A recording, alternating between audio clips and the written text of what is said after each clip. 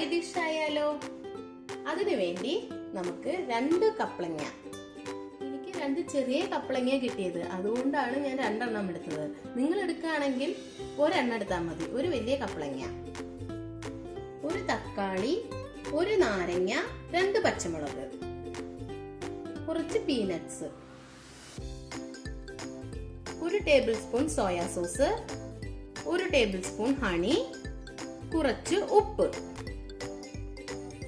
ഇത് തക്കാളിയും പീനട്സും പച്ചമുളകും ക്രഷ് ചെയ്തെടുത്തതാണിത്. 1 പച്ചമുളക് നമുക്ക് ഗാർണിഷിങ്ങിന് വേണ്ടി എടുക്കാം.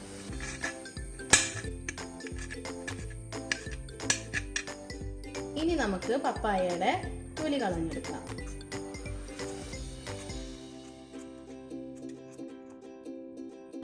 പപ്പായയുടെ തൊലി കളഞ്ഞെടുത്തിട്ടുണ്ട്. ഇനി നമുക്കത് കട്ട് ചെയ്തെടുക്കാം.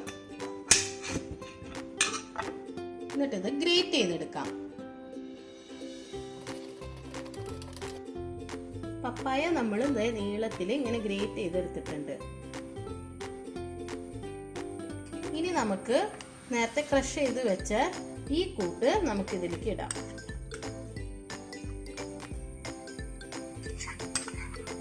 പീനട്സും തക്കാളിയും പച്ചമുളകും ക്രഷ് ചെയ്ത് വെച്ച ഈ മിക്സ് നമുക്ക് ഇതിലേക്ക് ഇട്ടിട്ട് ഒന്ന് മിക്സ് ചെയ്ത് കൊടുക്കാം.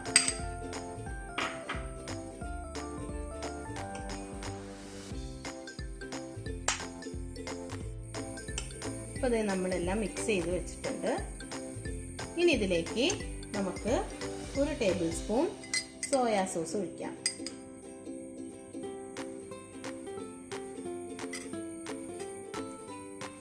ഒന്ന് മിക്സ് ചെയ്ത് കൊടുക്കാം. നമുക്ക്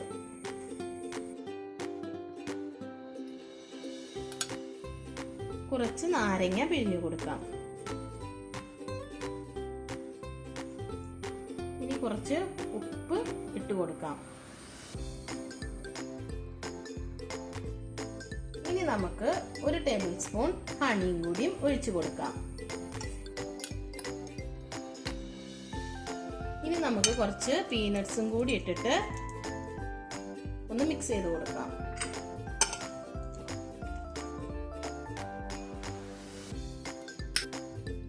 എല്ലാം മിക്സ് ചെയ്തെടുത്തിട്ടുണ്ട്. ഇനി ടോപ്പിംഗ്സിൽ നമുക്ക് കുറച്ച് പീനട്സ് ഇട്ട് കൊടുക്കാം.